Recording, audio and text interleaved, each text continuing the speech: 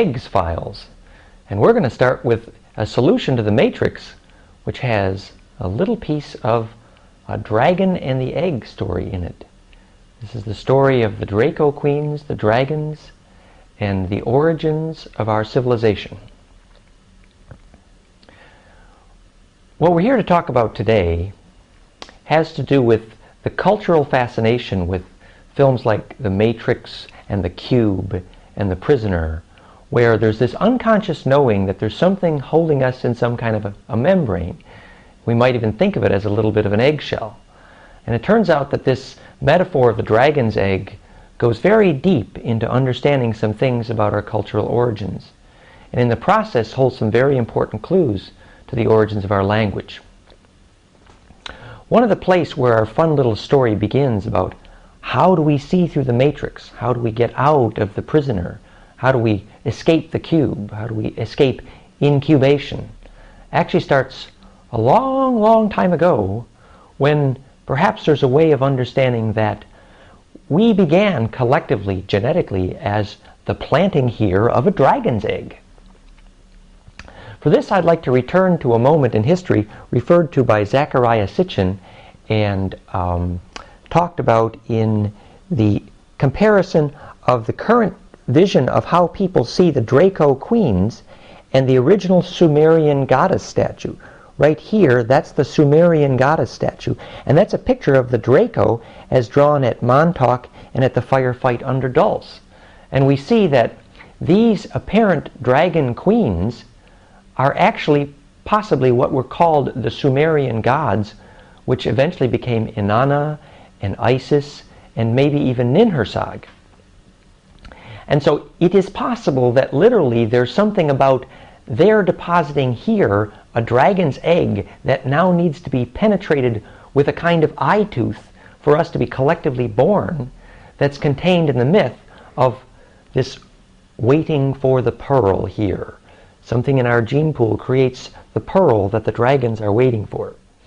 Dragons sometimes, for some reason, as we may see, are not that good of mothers sometimes, and their eggs are a bit leathery, and breaking through the shell is a little tricky.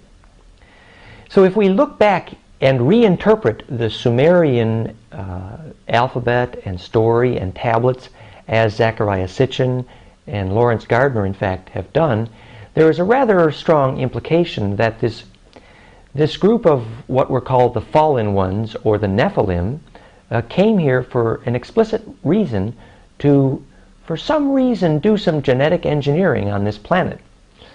And it may turn out that the story of the dragon's egg is the right one.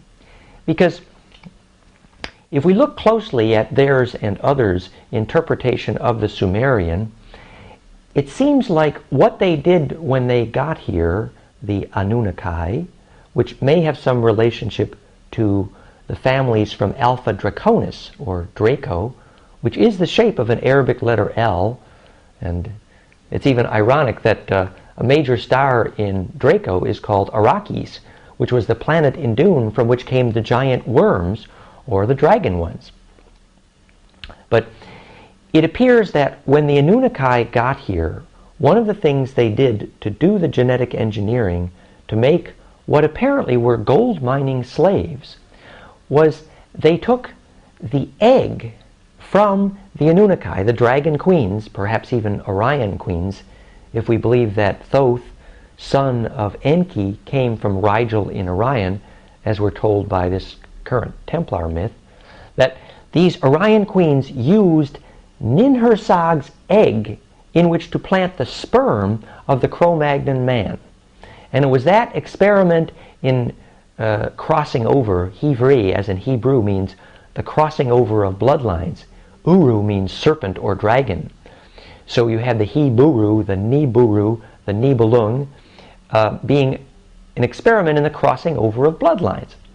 And we were told rather clearly in the genetic engineering texts of Sumerian that Ninhursag's dragon's egg was, it's almost like they went to the place in the galaxy where there was this irritant, this little impurity which triggers what you deposit to make a pearl.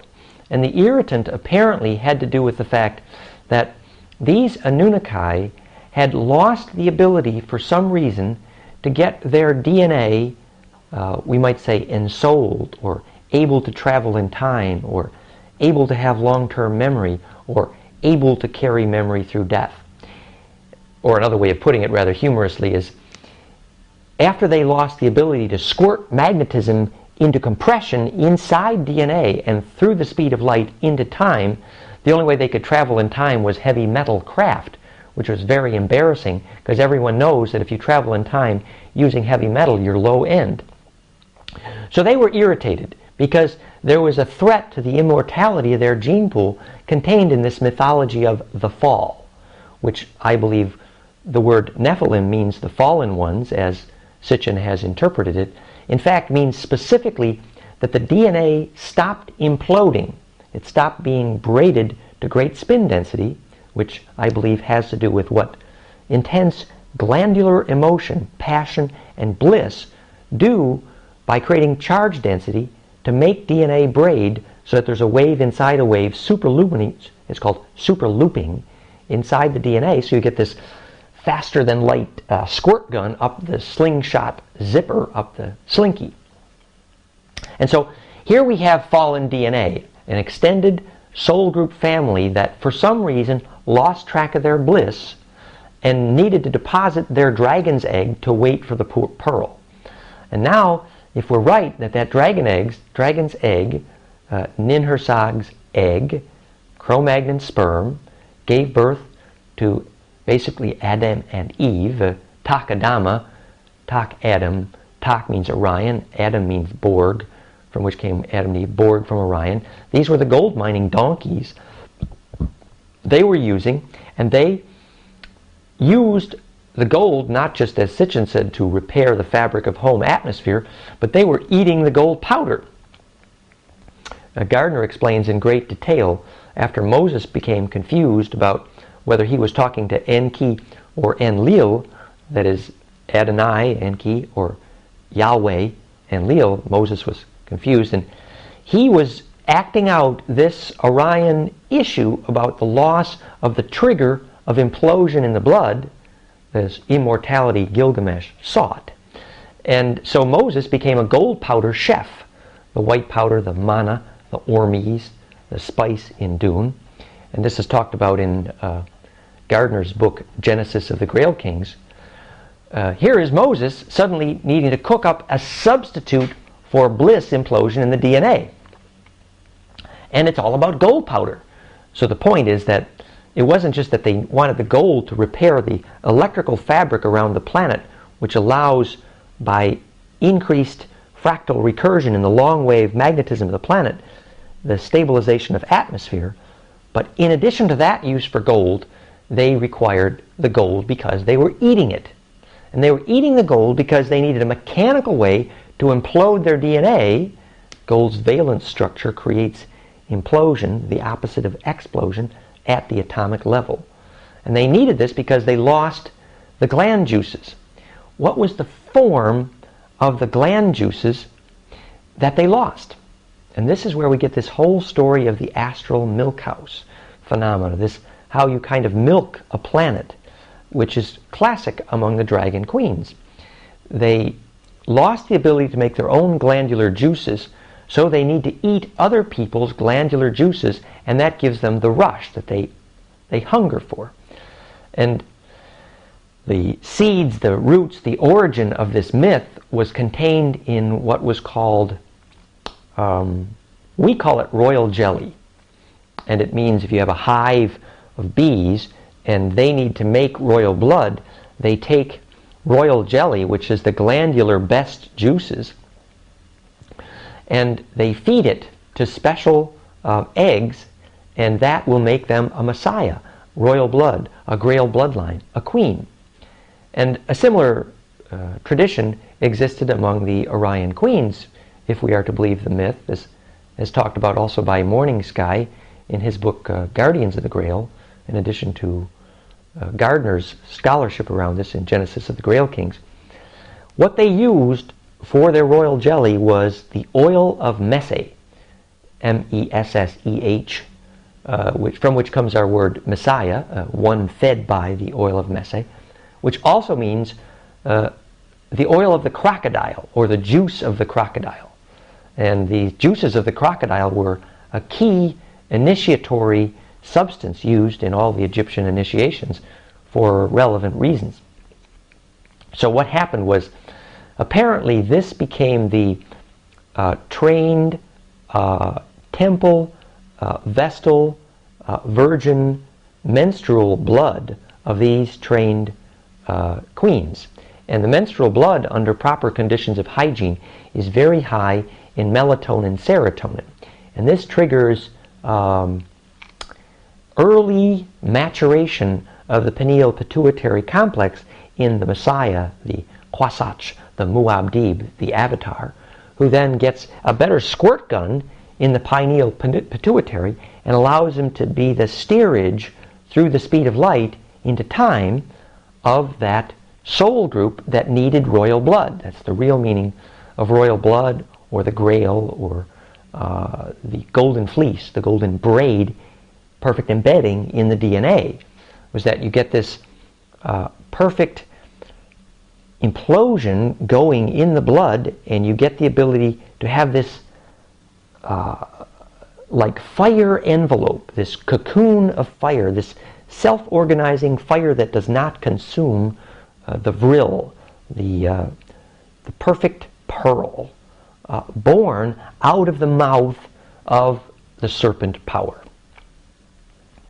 So this becomes, in retrospect, the trigger for massive kundalini. And if we understand really what kundalini is at a glandular juice level, we see that kundalini is the spine serpent brain able to pump out its reptilian mouth, which is called amygdala, which means almond or fractal or tower, to tower Magdala. And out the mouth of the serpent literally comes this calcific excipient, it's called kundalingam, with first kundalini, which could look literally like a dragon's egg, you see? And what happens is this gathered juices of spinal ecstatic bliss, the result of sacrocranial pumping, massaged in envelope by the snake charmer of the heart's sonic sound at the moment of bliss. You have this snake charmer. And so out, regurgitating out the mouth of the snake, which is the amygdala at the brain stem, comes these juices which trigger this massive squirt gun through the speed of light, which is how you massage the envelope to make an avatar. You make a leader, a primer of the pump through the death wormhole, through the speed of light into time. It's called the principle of les are us.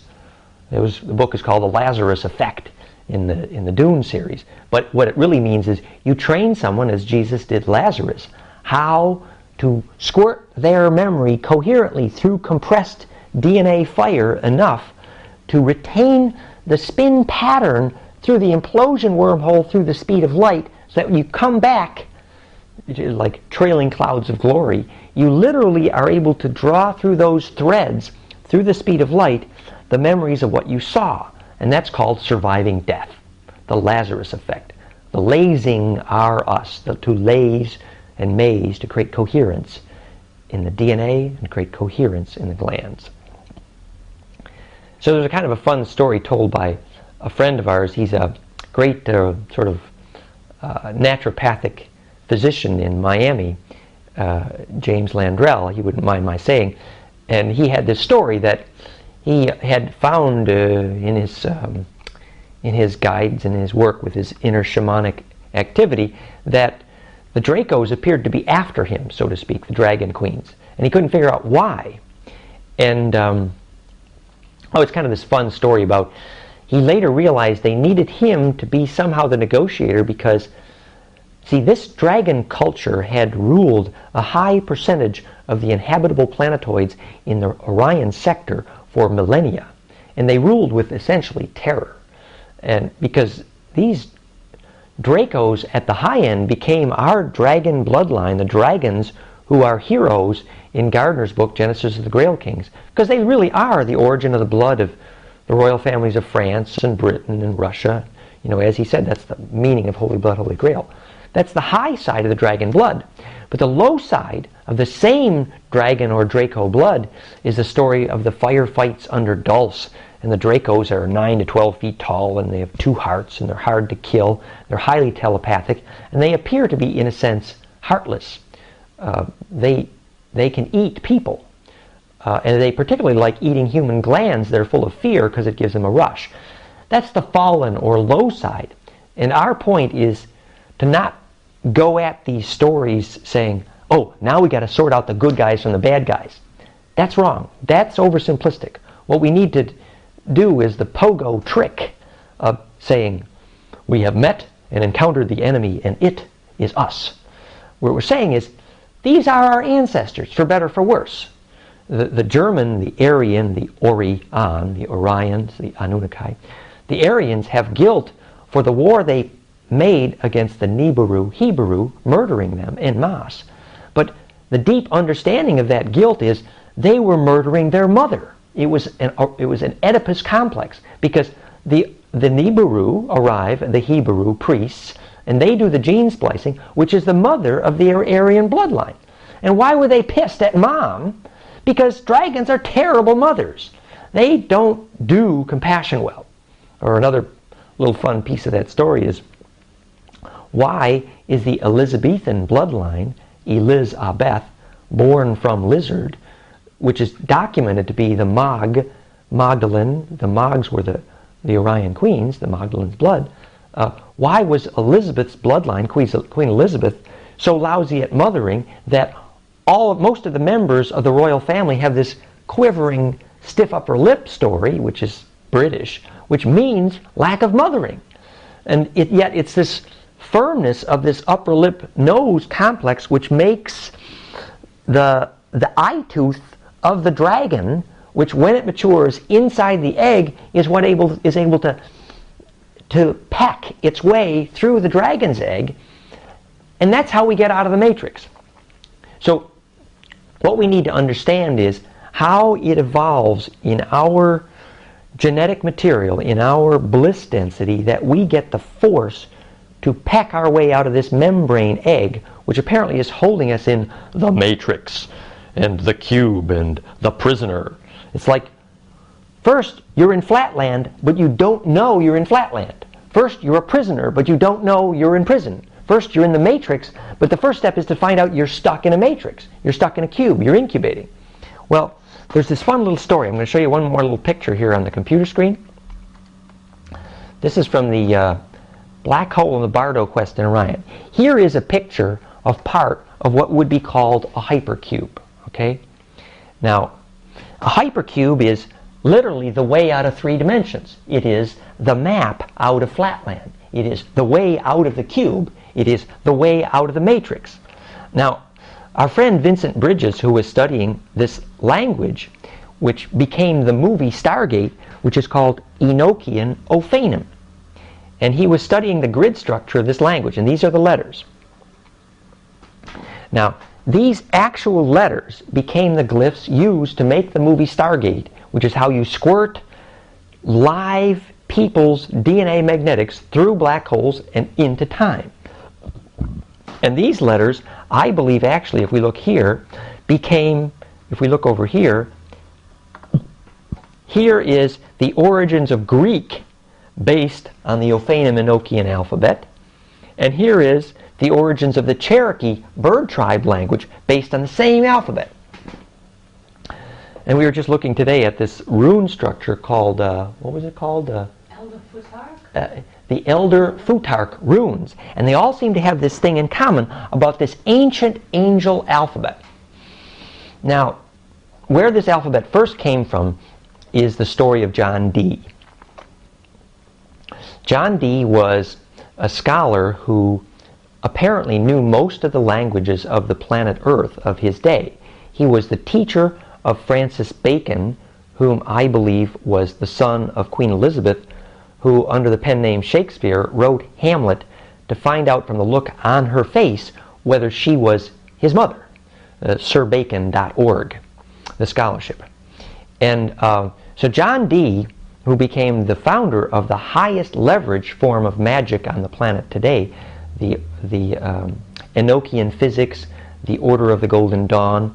The Enochian calls this Ophanim language. And what happened was John Dee was given this egg by apparently an Ophanim angel who knocked on his window and said, "You want to talk the language of the angel? Look in here." And John Dee looked in this egg, which is still in the British Museum today. It's a green stone. It's a kundalingam. It's an egg. It didn't see very much. But it turned out when you looked in there clairvoyantly, you saw this alphabet, which scholars have been studying for like X number of 100 years since, saying it's the most profound thing that hit Earth. And here we're seeing, when I showed this same alphabet to Dahani Wahu, the high initiate teacher of the sacred Cherokee, she says, "Oh, that's the star language of the Adawi, the star elders of the Cherokee, whose mission apparently was shamanically to squirt soul groups, DNA groups, through wormholes into stars." And now Vincent does this lovely analysis of this alphabet. Let's look again at the picture. And he says the gematria of how the letters are laid out. And he uses the Greek alphabet to interpret the number values. And he says the layout of this alphabet is a hypercube. He says this alphabet is a map to how to squirt magnetism through a hypercube. This is Vincent Bridges' work. Now, another way of describing how you would add spin to a cube to make a hypercube is the model of 5 cubes in a dodecahedron, which, if you look at it in another shadowgram, you get this map of perfect implosion. The icosadodeca, which is literally what you see when you superpose DNA, Earth grid, and zodiac, that perfect nest. We have another partial picture over here in this Zoom tool model where we show some of the stellations. We'll take a peek here. This is this little Zoom tool crystal. You see that each of the connecting points is the rhombi icasa, which is really the icosadodeca. And if you stellate these in every which way, you get this perfect nest of golden mean ratio of perfect three-dimensional fractality, which is implosion, which is the geometry of DNA, Earth grid, and zodiac, was what was called Ezekiel's wheel, city of revelation, and may in fact be the only possible three-dimensional fractal. And the symmetry might actually be the symmetry of gold's valence shells and the true map to how to fuse anything. So it's like the symmetry operations in 3D necessary to squirt light into implosion.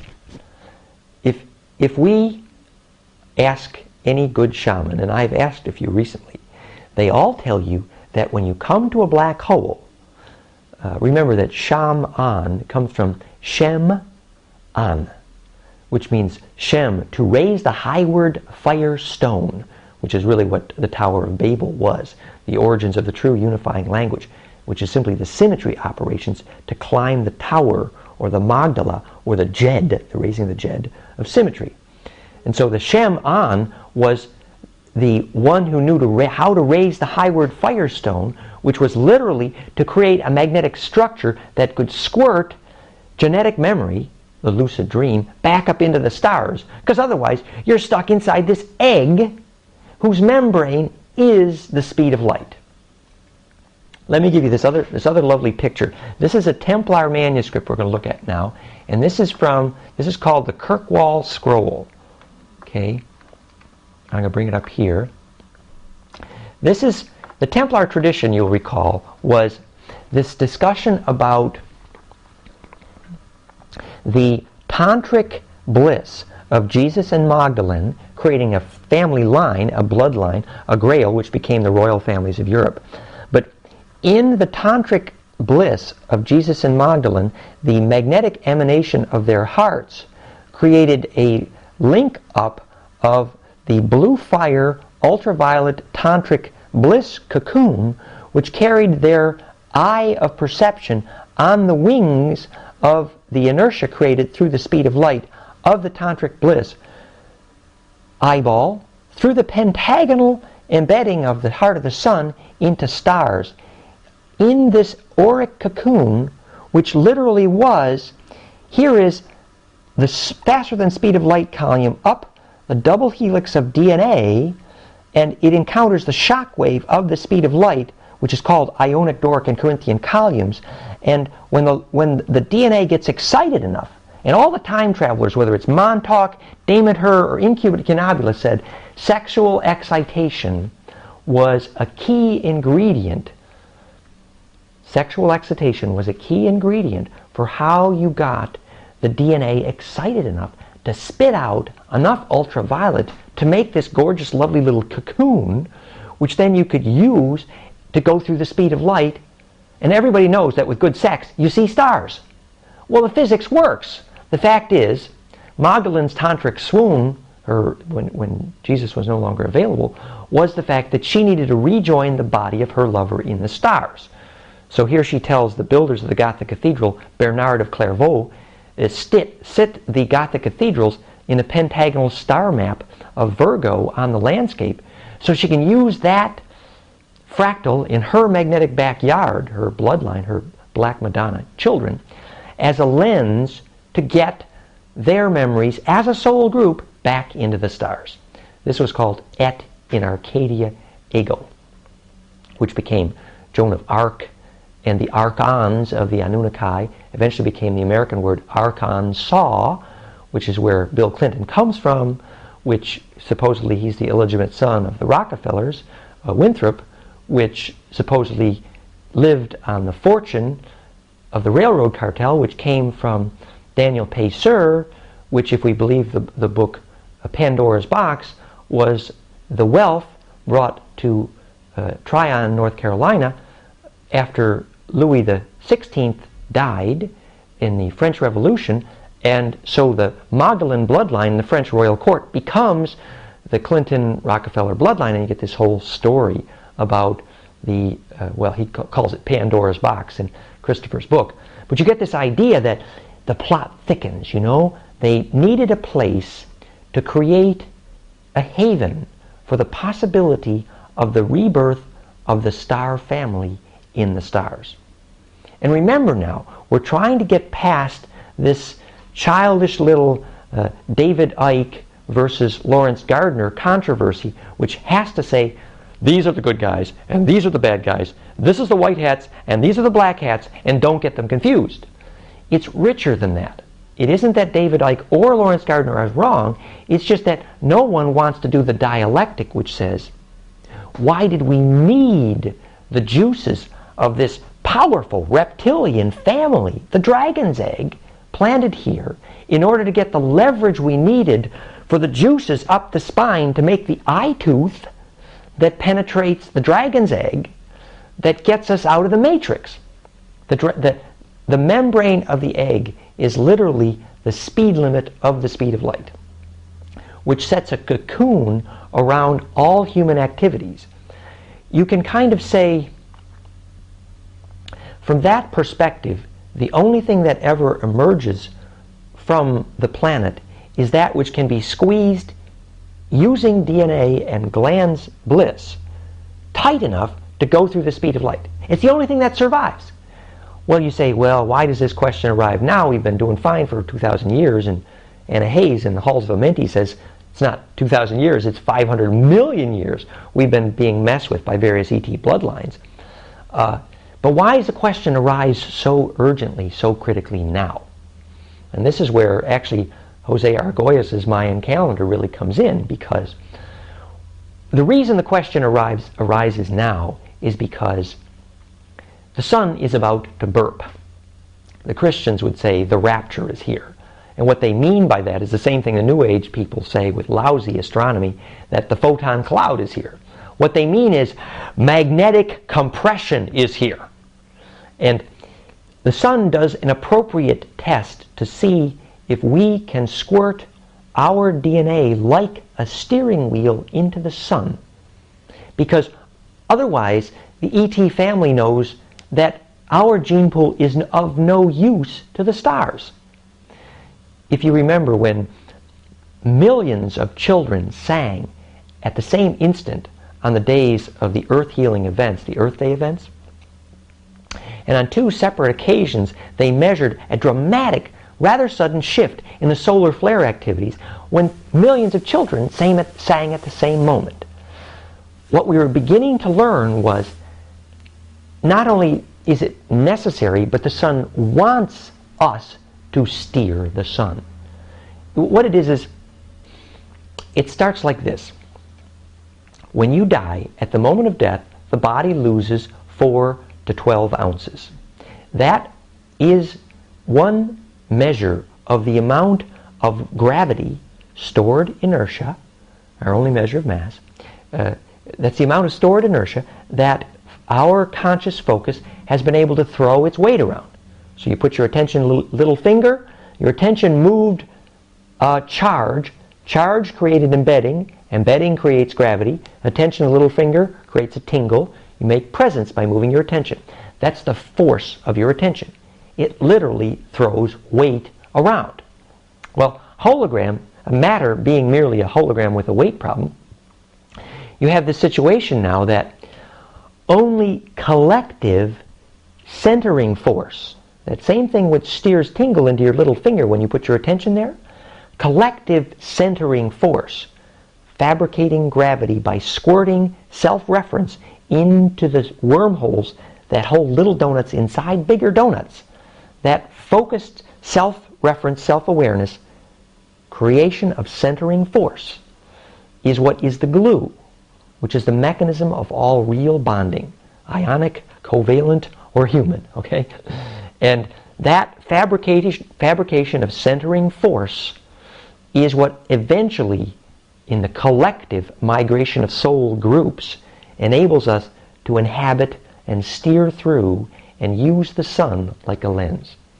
This is with a deep meaning behind the Maurice Cotterell's work, the Tutankhamun prophecies, about the geometry of the fire in the sun being the mechanism of all fertility in DNA, and the real center of the Mayan calendars, codons being the I Ching, DNA codons based on the pattern of the fires at the heart of the sun, which looks like the slipknot Anu, same as the shape of the human heart and the ultimate subatomic particle, and the heart of hydrogen, whose spectral emission series is in fact Balmer series log functions of golden ratio. So you have this whole metaphor about the heart of the sun is the only slingshot out of here for the collective genetic squirt gun. It's called the migration of soul groups. So the halls of Amenti complex under the Giza Plateau at Pyramid was a fabricated magnetic lens designed to allow whole soul groups to squirt themselves through the speed of light into time, to emerge from the matrix, to peck their way through the egg. Well, it turns out that the alignment of those sacred site structures has nutated and has shifted and has slipped. And there's kind of a funny story told that after so much interventionism on this planet, various galactic forms of government, Anna Hayes calls it the Guardian Alliance, Alex Collier, lettersfromandromeda.com calls it the Andromedan Council, various groups, it's clear they do not approve of interventionism, because indigenous gene pools do not create new information for the stars unless they're set free. So they can't and won't intervene unless we ask them to. But yet at the same time, already we have been intervened with, because interventionism is the origin of our DNA. So this Guardian Alliance, Galactic Federation, various government bodies said, look, we are going to prevent this dangerous gene pool on Earth from being, they called it a quarantine of a dangerous virus. That's us. And they said they'd let us out of the quarantine if we would produce children whose emotions could bend stars. And the finish of the story about my friend, who is the kind of, I could consider him kind of a Draco Ghostbuster, James Landrell, was, he said, now the Draco high families realize that interventionism, the astral milk house, parasitism. An example of an astral milk house is, Inanna goes to China and Mongolia after Enki and Enlil blow up the Sinai Peninsula in a nuclear squabble, and that becomes the Mongolian blood, which becomes Ashkenazi, which becomes the Bank of England, which becomes the New World Order, that under the Templars creates insurance and banking. Bad press calls the same Skull and Bones Navy the pirates and extortion, and that is how you use banking and insurance and, the financial mechanisms of a planet to milk a planet. You take that in combination with what maybe 70 to 90% of religion on this planet is to create an astral milk house for low-grade ETs, you begin to understand that human gland juices, the auric, thick, sticky stuff of coherent emotion, is food for beings who can't make their own gland bliss. And it's like the Saint Germain story is, if you become addicted to the gold powder, you can make a technologically immortal astral body, but oops, you're stuck. You can't get beyond that astral body. So there you are wandering about the ether of some of these ascended master stories. And all you can do is set up astral milk houses, which unfortunately has a little bit to do with the Elizabeth Clare Prophet story. And all these astral milk houses, because these quote-unquote masters, Ashtar, for example, that whole lineage, can't get enough juice to go through the membrane, through the speed of light. And so what do? They have to eat they create fear to make this lovely little juice they eat. So we have been teaching these principles that implosion, this raising of the Jed Tower, this creating of the body polis, the pole, the political, the polarizing of the magnetic field in the aura, or to make this implosive fire in the body, is the only thing that can really fabricate a membrane that can penetrate, can go through the speed of light. And for the same reason then that a vampire cannot be in sunlight, parasitism cannot happen in the presence of an imploding heart. The imploding heart begins the moment you feel the agony of separateness, which can only happen if you're allowed to feel separate, which cannot happen in a Borg telepathy. When you feel the agony of separateness, then you can choose to turn your electrical center self, your heart, inside out. In the beginning of that turning inside out-ness, when it goes to completion, squirts a bigger worm inside a bigger worm inside a bigger worm, right in the electrical field donuts, which cause the heart to fire. And that electrical implosion of where the heart is fired in the fractal branching self-similar algorithm of the fibers of Purkinje, where your heart catches electricity in the perfect scalar quote-unquote free energy device, teaches us the real origin of fusion energy. If the heart's on fire, that is the mechanism which makes all immune systems. The thymus is the catcher's mitt for those sonics, uses the harmonic tinker toys to fabricate the immune system. The thymus does not shrink if there's bliss, and bliss fuses the implosion in the heart, and that fuses the harmonic series of the sonic ponytail of the EKG, which braids the DNA to the point of implosion, which gives the worm an eyeball to squirt through the speed of light into time. So all of these sort of happily ever after motifs about if you are following your bliss, then there will be fire in your eye, there will be a twinkling eyes lifestyle, you will be nourished by spin, there will be high frequencies in your membrane, so there will be resolution and therefore twinkle in your eyeball's membrane, and then you can answer the devil that says, I'm going to take your soul. And your answer can be, I know who you are the twinkle in my eye, and which is your way of saying, there is nothing that is not myself. I can inhabit and embed in everything. And in so doing, you become the magnetic field that can consume all perspectives. And that starts this squirt gun that happens at the moment of new compassion, when stars quiver because the new gravity is born. And this starts the pump that creates the amygdalic serpent mouth juices that comes down the Kundalini pathway and completes the eye tooth, which evolves, that makes the dragon able to peck its way through the egg, the membrane, the Nibiru Ninhursag's egg shell, And suddenly, we collectively are the bullet in the furnace. The story is that these angel families, call them Ophanim and Seraphim if you will, the angel families who initiated this experiment realized that new leverage genetically was needed on spin, on black holes, on starlight. A new way to squirt yourself into a black hole using the right tilt angles. The index to those tilt angles is the star alphabets, a superset of Hebrew. Hebrew is just the shadows of a tetrahedron. In a tetrahelix, you get no implosion in DNA. The Nibiru Hebrew priests could only make an unensouled golem because they hadn't found the way to peck their way through the membrane. So they're stuck now. They deposited their dragon's egg here, Ninursag's egg, Cro-Magnon sperm. They stuck the egg here, and then they had to stand back and wait for the pearl. The pearl was the fact that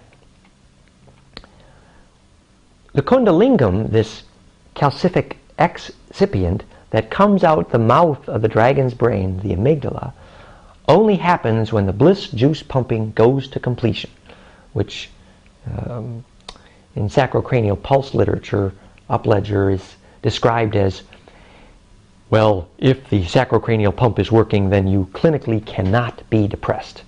So you have this mechanism of creating the harvest of spin of the ultraviolet blue fire sex juices, the tantra and kundalini of the body, into this serpent worm, which is the happily ever after, creating this possibility of the pearl. And the reason they needed the pearl was because their gene pool was going to be toast in the face of the sun's fire, the way a vampire is toast in front of the sun's fire. And so they must stand back and wait for the discovery of this pearl. The mechanism of the pearl is the pure principle behind all religion, which is simply the pure principle of the hygiene that makes sharing and therefore bliss, because bliss is a name for charge so well shared that it converges. So religions were a name for the hygiene to make the bliss possible, which could converge the charge necessary, and that was the pure principle for how to create the solution to the dragon's egg to make the pearl. And that's, I guess what they would say is, did you take the blue pill or did you take the red pill? That's the pill. That's the way out of the matrix. It's literally this. It is, here is the ultraviolet juices at your tailbone. You did the pelvic tilt, you switched your organ kunda buffer, you got the 32-degree tilt angle complement of the chin angle of the sphinx, tilting the cube into the dodecahedron, completing the implosion of the tetrahedral fire breath, and the long wave sonic up the spine completes this circuit of the juices where the dragon, the Scorpio, stings itself, eats the juices of its own tailbone, and that juice goes through us, comes out here, and you get this eyeball at the top of the worm, which is like the picture of this serpent over the Buddha at the moment of enlightenment. And that's the eye tooth. I'd give my eye tooth if we could understand that. That's an eye for an eye and a tooth for a tooth. Okay, that is the eye tooth which pecks the way through the egg and is the solution to the heart of the matrix. Thank you very much. And there's one other piece of this interesting little puzzle of the matrix that we should look at in parallel to the way out of the matrix, and that is the matrix established by the solar calendar. The example is the Mayan notion of the solar calendar, as Jose Argüelles has been describing it, where the centerpiece of that matrix of the pattern of the solar magnetics, the solar flare periodicities, creates this hexagram, 64 codons of the DNA in the I Ching. Well, the point of this matrix has to do with this notion that in order to inhabit time, we need to properly embed ourselves in the pattern of time. And this brings us to the subject of this little part of our conversation, which is called Just East of Eden, the Battle of the Brothers. And the Battle of the Brothers started actually back in the last section where we were talking about Enki and Enlil. Enki, as you recall, had later called himself Adonai, and Enlil called himself Yahweh. Enki's son, Thoth, may have been identical with Hermes and Quetzalcoatl and Tutankhamun, if we're to believe Cotterell's scholarship in Tutankhamun prophecies. So the situation of the two brothers was that the Orion group had been ruling with terror this whole group of the inhabitable planetoids, and so there was resentment on Sirius and Pleiades, where the regent was named Ea or An. Ea, for whom Earth was named, became the father of the Anunnaki, An's kids, Enki and Enlil. And Enki's son was Thoth, who purportedly was from Rigel in Orion. And so the regent Sirius, the regent from the Sirian sector, planted the seeds of explosion and rebellion, the way out of the matrix here, purportedly by basically having tantric relations with Sarah, whose kids became Joseph and Benjamin, whose kids became Jesus and Magdalene, and you had Holy Blood, Holy Grail, which was the squirting in of high-level 11th dimensional Patal, the Ptah, DNA, which was bird tribe DNA, which had the potential to create the squirt gun out of here. The principle that became the flagship of the difference between Enki and Enlil was the issue of the calendar. And, well, there's lots of pieces of the puzzle. Enki and Enlil were of different mothers by the same father. And Enki was entitled, for some reason due to that mothership, which I think has to do with Patal, to be taught by his father how to bring humans back from the dead, which he then used, whereas Enlil was not. And this became a subject of ultimately their understanding the principles of ensoulment and wormholes through the speed of light in general. So what happens was that Enki wanted the Takadama, the Borgs, the golem, Adam and Eve, to be taught the true alphabet, the true psychokinetic symmetry operations, to spin yourself through light speed, which is what alphabet is. To fold spin density property is to implode it, is to go through light speed, which is to say, to symbolize is to embed.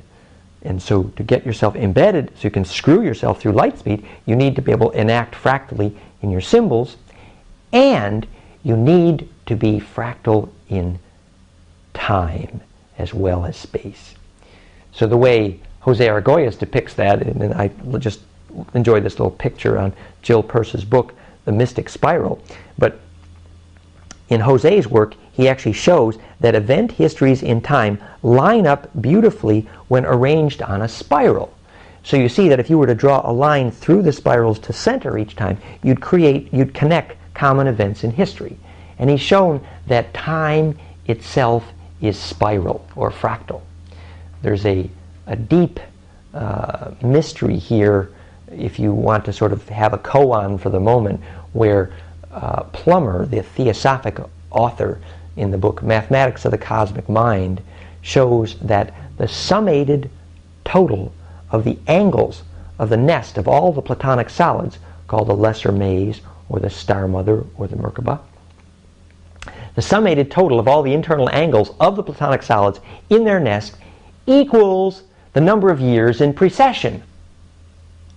What does that mean? Well, in the pyramid, if you look at symbols, their angular difference between each other is the amount of time between what they predict in prophecy.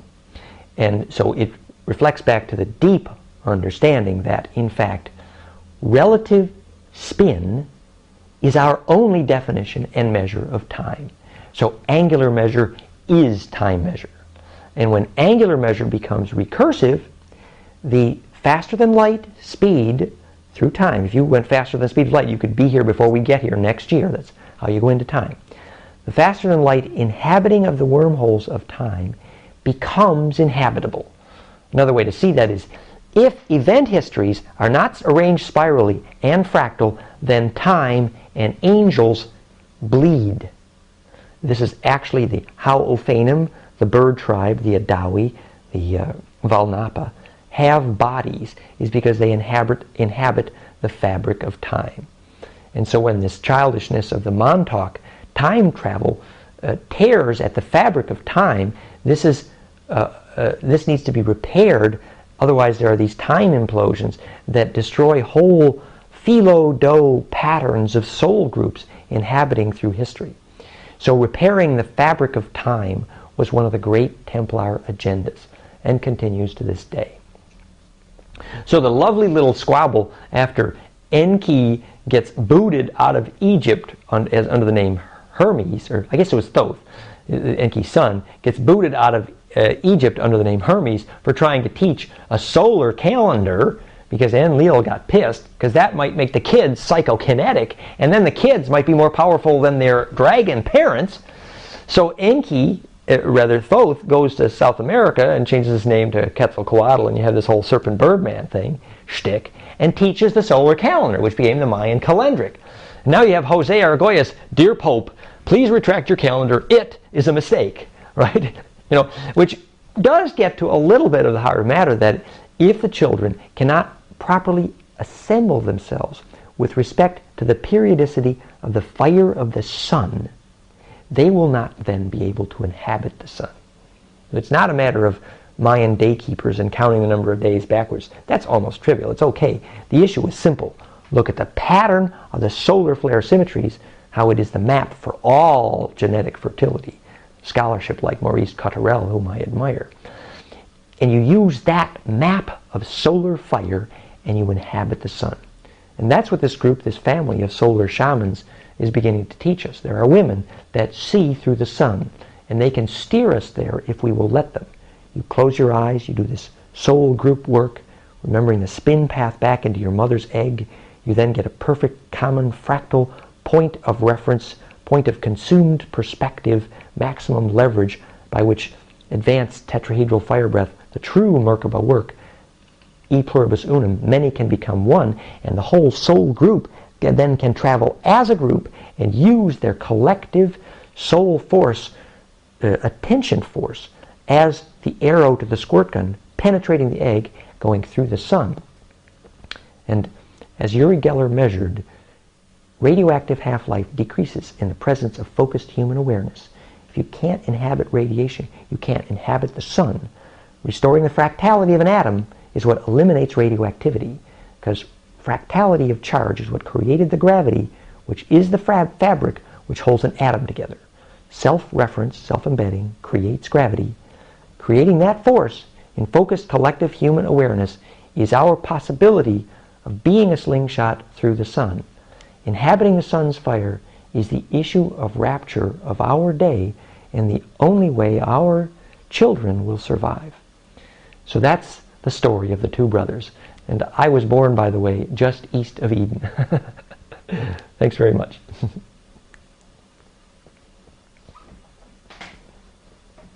Of our little story was entitled, "Is Bliss the Purpose of DNA?" In this section, we're going to now go into some practical exercises for the approaches to bliss. Sometimes we call these the twinkling eyes lifestyle, or nourished by spin. And then as we develop that thought a little bit more about the juices of bliss, we're going to talk some about the spiritual functions of sexual energy.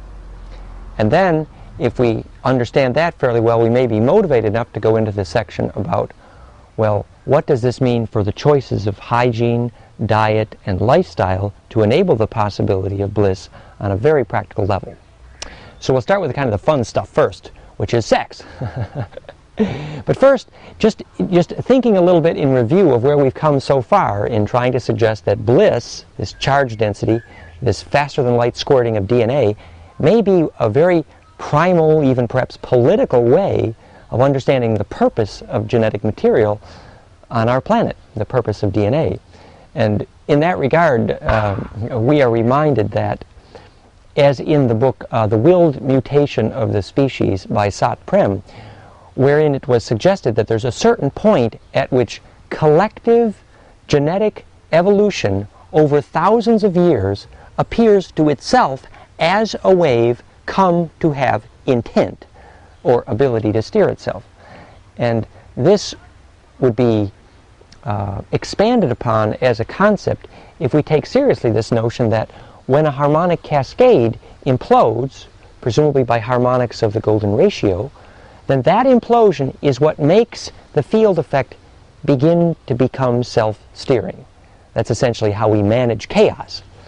On a very personal and somewhat intimate level, what this might mean is it is no longer enough just to sit back and say, oh, well, DNA made a left turn here 1,000 years ago, and now the collective genetic material is making a right turn. Like, for example, we notice, oh, the fertility of male sperm has gone like, and we say, is that a decision the collective genetic material made? Or is it a decision that we made to steer our own DNA? And that's ultimately one of the issues here that's being pointed to us by even the various star cultures who are whispering in our ear, as it were, is the only way we get out of here is to take collective responsibility for the direction of our own genetic material, which is to say, to take over and steer for ourselves. And so that possibility that we might be responsible for the direction of the magnetic worm, the lightning current up the DNA's zipper, as it were, that taking responsibility for the direction of that worm is what the new physics is teaching us about what Bliss, what charge density, what spin density can do for DNA. So a kind of summary of where we've come so far is that, yes, we are the world and we can steer, and taking responsibility is possible because we now understand the pure principle. Another question that we were invited to address as we began here was, someone asked, we did this little song and dance the other day, and someone says, well, what is spin? Because we're talking about spin density and charge density. Remember, we begin with this idea of a unified field, so that when the religion, as it were, of Christ and Einstein says we are all one, what it essentially means is we're all made of this compressible jello. And to send waves through this compressible jello is the role of mind among waves to create the still points that eventually steer the waves in the jello. So the role of mind among waves is to create the still point which steers the waves. Now, if that's the case, then in a sense we never had anything but shape to describe. We couldn't name carbon and oxygen and say carbon and oxygen are made of different stuff, because now we're learning that it's just a different way of braiding the same ether, the same light, the same jello. So the only thing we ever had the privilege of naming was shape itself. Now, if that's true, let's re-look at the question of what is spin. Spin is a description of the only thing that stores inertia among waves. So anytime a wave is going in a line, we call it energy, no stored inertia. That's the definition of mass, is storing inertia. So it's only when you begin to have spin that you store inertia and pattern, get mass, or create. So spin, in that sense, is what creates. That little conversation, it's sort of really quantum mechanics 101 for idiots, which is okay. We need a way to understand these things in very primal terms. But if that's true, we could go deeper into the metaphor and ask this kind of koan kind of question. Why is it then that if spin is what creates, then since only love bends the light, only love creates, we can see now that when you create this long wave phi ratio, low phi, love, start the implosion in the heart, you start creating centering force that begins to suck in a little of that wave in the line into the circle. And so whatever created the gravity, the centering force, the substance of we feeling, is what sucked the wave from the line to the circle and therefore bent the light. And you see that since only what draws the light to begin going in a circle, store inertia, it's called quantum mechanics, that's the only thing that does create. So only embedding creates and only love embeds. So you get this idea that what we begin to learn as a glandular process to fold magnetism inside itself, inside our bodies, eventually allows us to practice that same pure principle as we bend the light when we inhabit things larger than bodies, like planets and stars. We were very parochial when we thought that only human bodies were inhabitable. What's ultimately inhabitable is any waveform that's recursive enough to be self-aware. So galaxies have spiral arms for the same reason that people do. Okay, well, I wonder if that was a happily ever after of that part.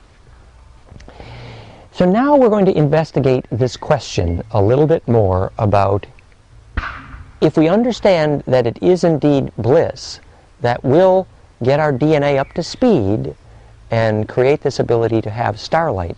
Let's talk about techniques for bliss and practices that involve bliss. And we'll divide these into several categories. One of them we will talk about will be what might be an extension of what's called posture-induced ecstasy. There's a book by that name by Felicitas Goodman, in which the sequence of the posture of the body creates pressure on a certain sequence of glands, so that if you pressurize and then depressurize the glands in the right cascade, you create a cookbook for bliss. This was also reflected in what was called the Sacred Gymnastic of George Gurdjieff, who was an Armenian mystic, rather famous. The film was called Meetings with Remarkable Men, and there's some lovely scenes at the end where you see the sacred gymnastic of Gurdjieff and the amount of focus it took to hold your wave center that, well, I think of it like Sister Mary Nunn says, approach the communion rail, little Johnny, now, with the quality of grace. And what Sister Mary Nunn meant was, hold the field effect with your attention in a wave cascade where the charge does not leave your body. Except she used the word grace instead of charge. But you see, it meant the same thing. That attention is what keeps the wave aligned, so when you move, like, you know what a second order derivative is when you slow down in a quality where the rate at which you slow down is a continuous rate, and that this continuity within discontinuity is what braids charge effects, and eventually we call that the Tai Chi, or the moving of the Dantian, where what you're doing is you catch and grab hold of more electricity with the centering force of more attention, more accurately focused, and then holding that electricity, you can move that charge around with your attention, the Dantian, right? Well, so throwing your weight around meant understanding this quality of grace, which is the quality of concressing capacitive waves non-destructively. Visualize if you dropped a pebble into a river and the river was flowing this way, the waves that emerged from the pebble in the river would be closer together on one side and further apart on the other. And ultimately we can understand the shock wave that is the speed of light based on this, our relationship to the wind of gravity going through our planet. So ultimately, steering the charge with respect to that wave is a matter of steering all of these waves of charge so that they all can nest to one point.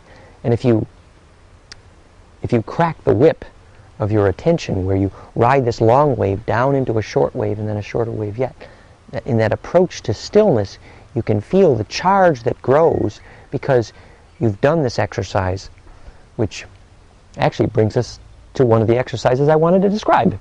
It's called the spin path to the 0 point, and it's a breath exercise. And it's based on what's called the mathematics of perfect damping. Perfect damping is if you have a wave that's going up and down like this, and you want to stop it, but in such a way that you don't lose any inertia around the way, it wants to coast perfectly, that the spin path to the 0 point would look like, it would look like the side view of a caduceus. And in fact, in the mathematics of perfect damping, the height of this wave with respect to the next one is golden ratio. And the length of this one with respect to the next smaller one is golden ratio, or 0.618. So if you visualize a caduceus, you know, the symbol of the medical profession, and you wanted to climb the ladder, you'd start with a very big breath, And then you take a smaller breath, which is about 0.618 as big. And then you take a smaller breath yet. And then a smaller one. And then a very refined breath.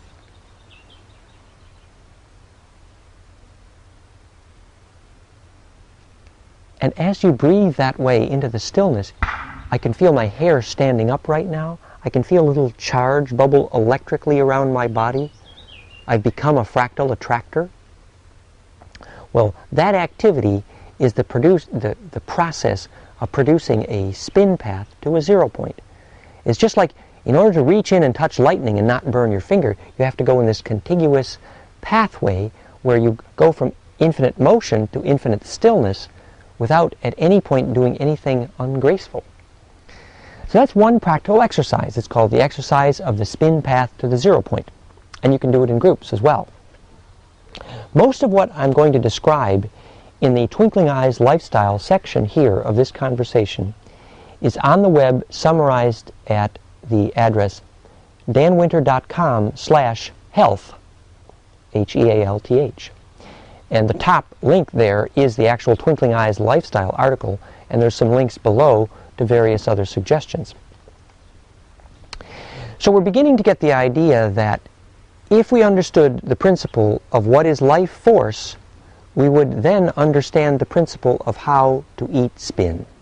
And really, in answer to the question we started with, what is spin, then? Spin is every wave that survives. And with that, let's take a little different point of view now.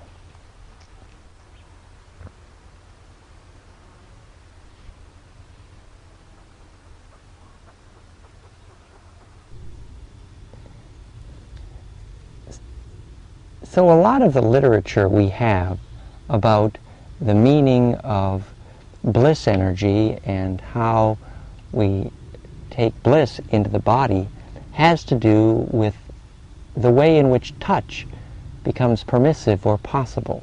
So this story about the possibility of making touch permissive between people then becomes a good backdrop for the subsequent conversation about the spiritual nature of sexual energy, for example. So we're going to talk about the geometry of pressure in the perfect touch in this article, which is on the web at danwinter.com/touch. And I'm bringing up a mirror of it right now here. And the article is derived from the work of Dr. Manfred Clynes, who wrote the book Centix, which is about this waveform technology. Just bear with me just a second here. Here we have it, touch, danwinter.com/touch.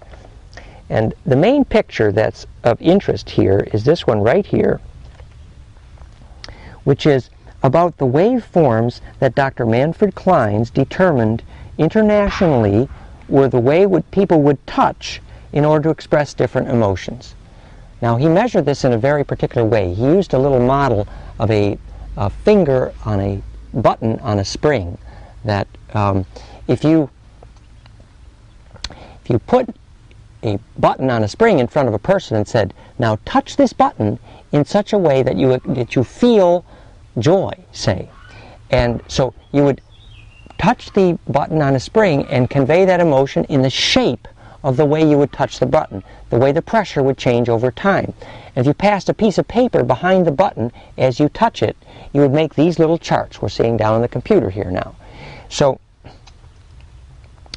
the axis along the bottom, the x-axis, is the change in time, and the y-axis here is a change in the amount of pressure, where the increasing amount of pressure was when the wave went downward. So here's the change in pressure over time with a touch that said joy internationally. And notice that the touch that says anger looks a little bit similar, but the moment of maximum pressure occurs a little bit sooner. So there's essentially three events in these centric waveforms for emotion. There's the beginning of what I call the beginning of the squeeze, the end of the squeeze, and the point of maximum pressure, or the point of the maximum squeeze, as it were. So I analyzed what Manfred Clynes did and came up with this simple series of ratios, where the touch that said joy is a touch that occurs 1/6 into the duration of the event. Whereas if you're squeezing somebody to say that you love them, the point of maximum pressure is much delayed or tantric, or it waits until about 0.618 into the duration of the squeeze or hug that says love. So let's try to understand this in practical terms. Now, first of all, he showed this happened around the world, that he was experimenting with the fact that when he touched his violin string, if he used rubato or it gave shape to the fold of the way he would touch the violin string when he played his violin, that this would determine whether or not people would cry. And so he was very curious to look at how the change in touch over time, the change in pressure over time, would be how we expressed emotion. Remember that a changing geometry of pressure may be a way to describe everything in the universe, because everything is made of compressible jello. Or another way to think about that is that pressure or tension was Tesla's name for voltage. So you have this idea that if you could change pressure in the right cascade or sequence, you could create anything, because you could blow the right soap bubbles or the donuts, which is how you create matter out of light.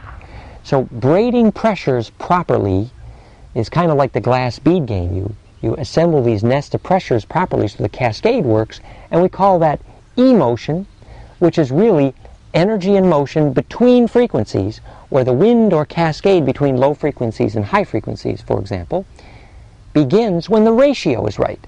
So that's why this analysis that I did, where we saw this simple ratio, that it may be that the love hug is characterized by a hug where classically you wait till about 0.618 through the duration of the hugging process before your hug pressure comes to a maximum. We did a very, shall we say, tongue-in-cheek, humorous conversation about this at the web article, danwinter.com/touch, where we described a professor who realized that his wife was requiring him to become an expert in hugging, and so he wanted to get the best academic advice on how to hug. But you can see, actually, the little funny story we used was that supposing you had selected someone that you wanted to express love to, you would say to your proposed experimental huggee, as it were, here I'm going to administer this test hug, and you then squeeze them very carefully in this way so that the moment of maximum pressure doesn't happen so quickly. It's a very gradual process where you initiate pressure comes to a maximum 2/3 the way, 0.61, in the duration of the event, and then you release gently, so that what happens is the long wave and the short wave are divided at the golden mean cut, so they interfere with each other such they produce another wave which then interferes with the short wave that produces another wave that interferes with the shorter wave yet, always constructively, until a wave cascades or chirps or beats or heterodynes down the ladder of frequencies until, and this is the question you ask of them, did you feel a tingle in your DNA? Which is really about whether or not your hug cascaded between frequencies and reached the spin density of the genetic material from the long wave of pressure in your hug. So you see that this could even be a beginning of a recipe for Tantra, in that we begin to describe how true coherent emotion is what's called adiabatic process. Adiabatic means energy conserving. It means you don't waste energy when you don't need to. In chemistry, it means that no energy is wasted or leaks away. In magic, adiabatic has the same meaning. It means that you know how to be peaceful and just hold your presence. And so we're beginning to understand how, in fact, these touches, which are the wave shapes of emotion, coherent emoting, coherent sending of energy in motion between frequencies. It's a cascade. It's initiating of a scalar wave. May in fact be a simple cookbook which you can practice with some exercises. One of those exercises that I would suggest after you begin to study this little bit about that emotion is a musical wave shape, which is a universal language, is that you could try sitting next to someone and doing a little experiment whereby their touch and your touch connect, and you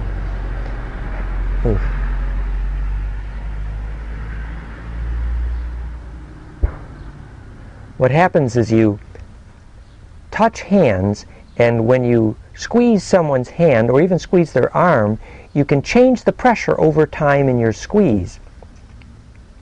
And what you do by doing that is you decide what emotion you're going to send. So if you said to your friend, I'm going to squeeze your hand or your arm right now, and I'm going to squeeze it 3 times, and you tell me which 3 emotions I have sent to you.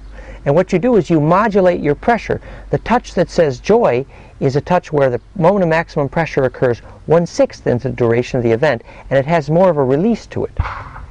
If you look at that picture at the article danwinter.com/touch. Whereas the touch that says anger is a touch where the moment of maximum pressure is 1/7 into the duration of the event, and it has less release to it. So there's what it does is the touch that says anger, by being a ratio of 1/7, sends maximum destructive interference, which is very useful, as we say, if you're shooing money changers out of a temple, that you've actually created destructive interference. Whereas the touch that says love is a touch where the moment of maximum pressure is very much later into the duration of the squeezing process. So this is an exercise I suggest, is that you actually practice touching in such a way that people learn the alphabet of your emotions. So this ability to emote coherently is teachable, and ultimately becomes how we fabricate our ecosystems electrically by shaping the magnetic fields that come from our body. So this is part of why our web presence is called Sacred Geometry and Coherent Emotion, because coherence magnetically is how we use glandular magnetism to fabricate worlds, and as we've seen, even romantically, to bend stars. And this brings us to a conversation about the use of this touch energy to then move and store the ultraviolet of cellular metabolism, which I call the biology of blue fire.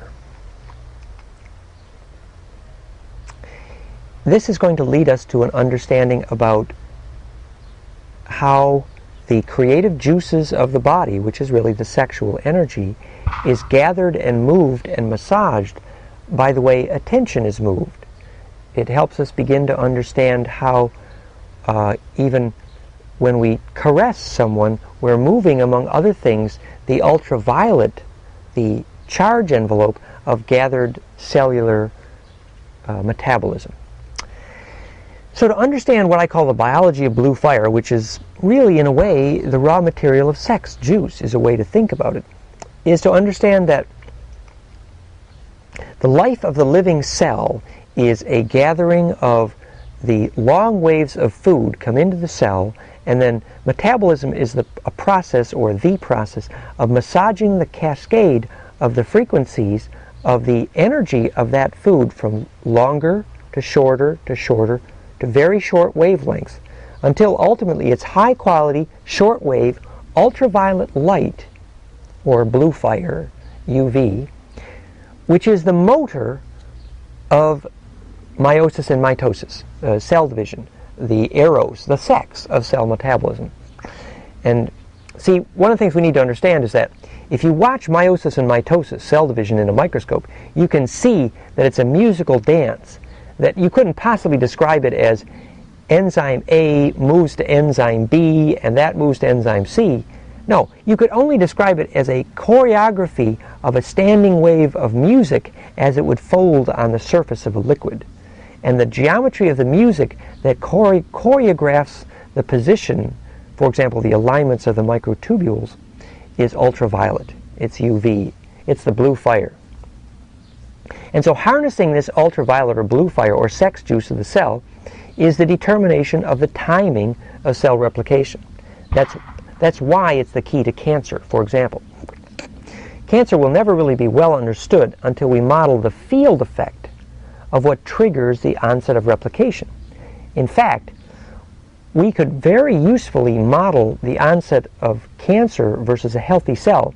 Well, first of all, as described in my article at danwinter.com/cancer, frequently the healthy cell is an egg-shaped where the length to the width ratio is close to golden ratio, whereas a cancer cell is frequently much more spherical. And therefore, the cancer cell is not as able to pass frequencies between harmonics through touch. The reason is because the cascade of harmonics on an egg where the length to width ratio is golden ratio is a vector that sends spin off the surface of the skin of the soap bubble. And that means that the golden ratio shaped egg in a cell configuration would be touch permissive, whereas a spherical cell would tend to hold all the inertia in the spin that it finds itself. This is helpful to understand the true medical definition of cancer, which is what's called contact inhibition. In other words, if touch does not inhibit replication, that is the definition of cancer. Well, ultimately, permission to touch is this ability to create a path for the ultraviolet to leave the cell.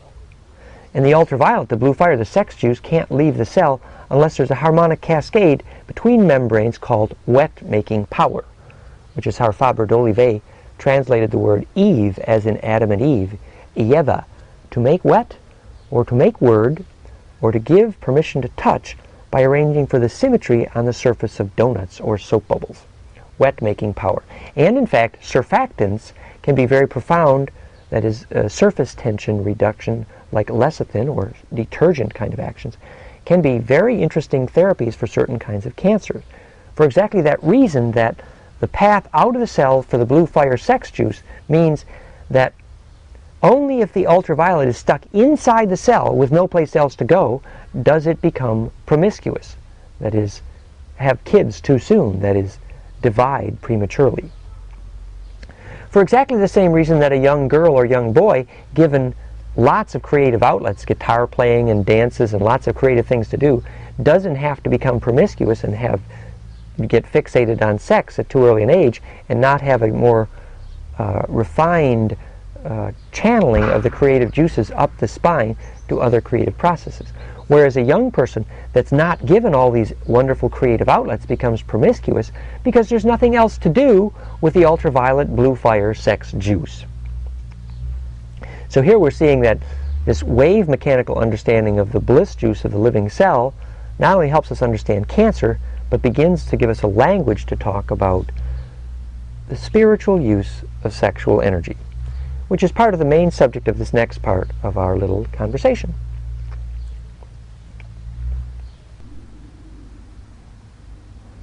The blissful urge to touch between people, which is really behind sexual energy, can have very, very useful and profound spiritual import or power.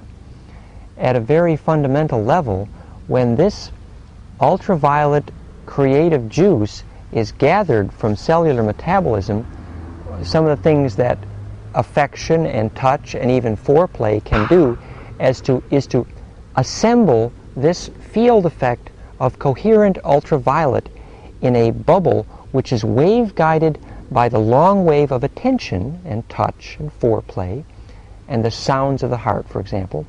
And ultimately, in the description of spiritual sexuality, we will be talking about Tantra and Kundalini.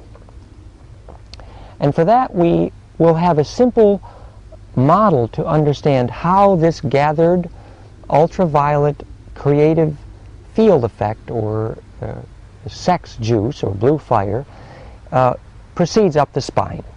And I often call this the plumbing 101 for bliss.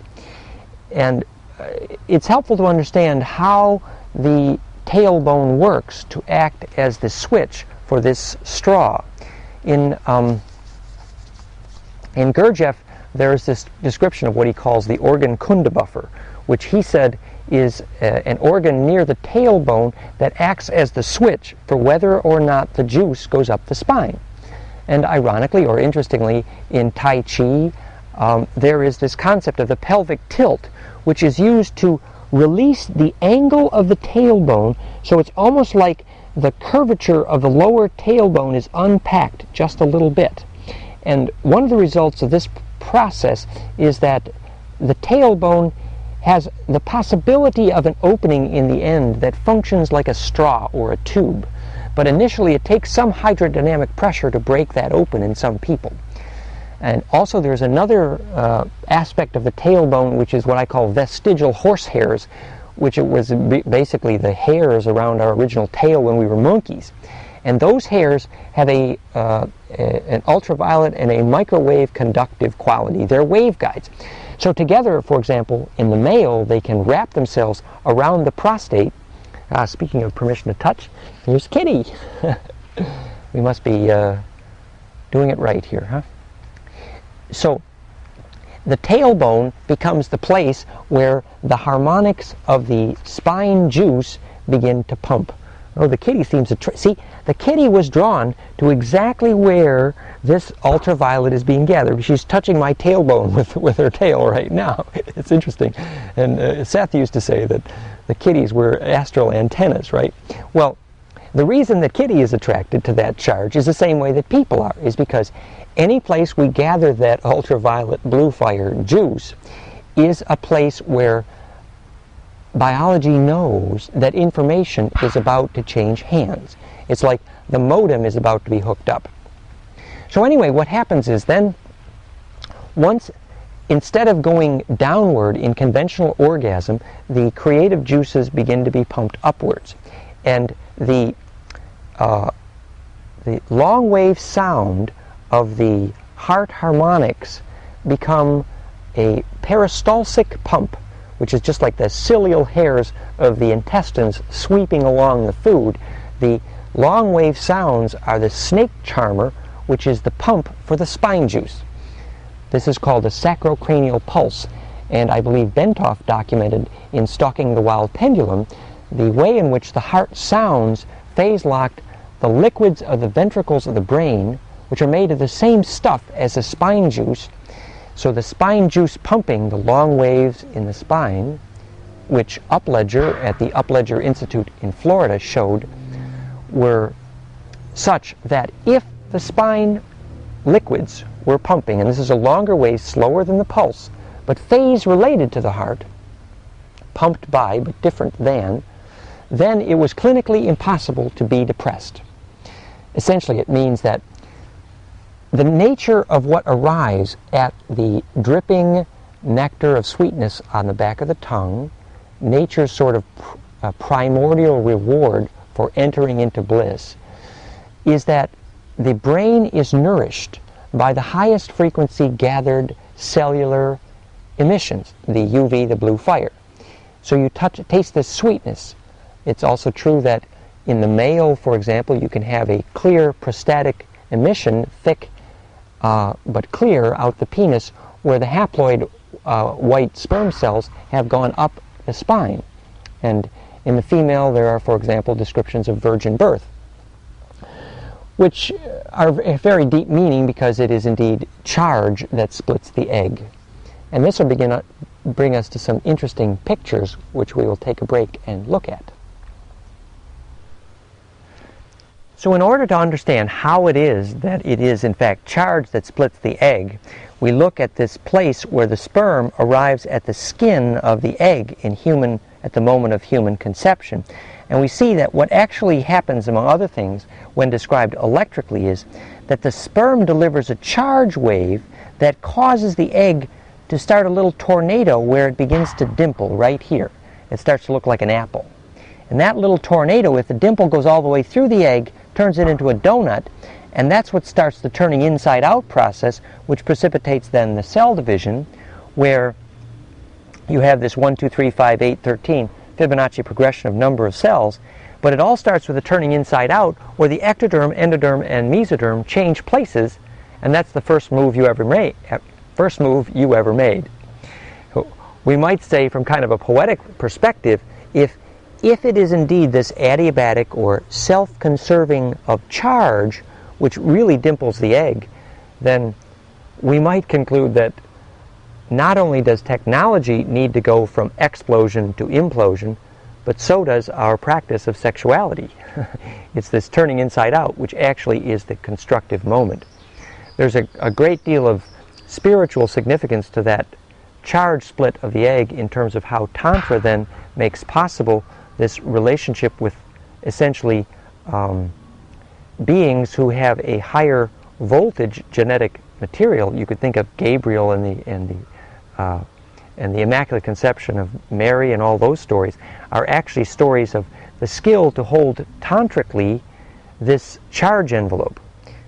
Tantra essentially means the ability to hold this blue fire in a field effect, which then grows like an ultraviolet cocoon around the aura.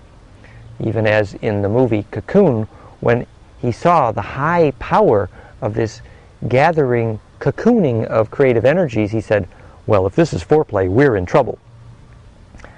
I want to show you in this connection a couple more pictures here about how the growth path of the fetus then follows this particular pathway, that the unfolding path of the fetus then again follows this golden mean spiral of philotactic perfect unpacking. And so even you have this heart within heart on the body of the fetus. And then another series of pictures here has to do with understanding how this same projective emotion path among the glands actually feeds the surface of a soap bubble.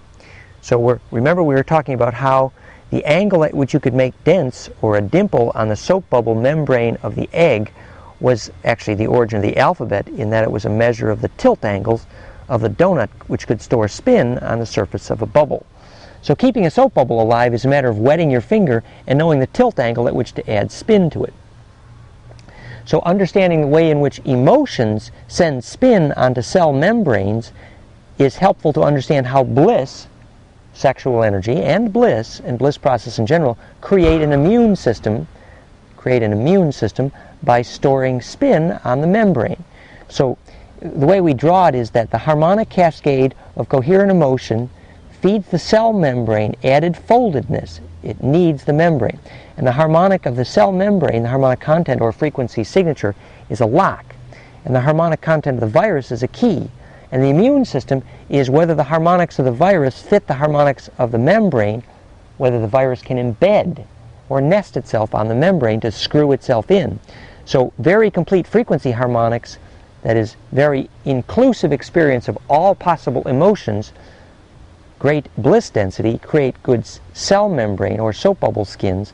And so AIDS did not happen in Africa until they stopped the bliss dancing, is the metaphor. And here we see a little picture of the difference between coherence in a meditator and lack of coherence.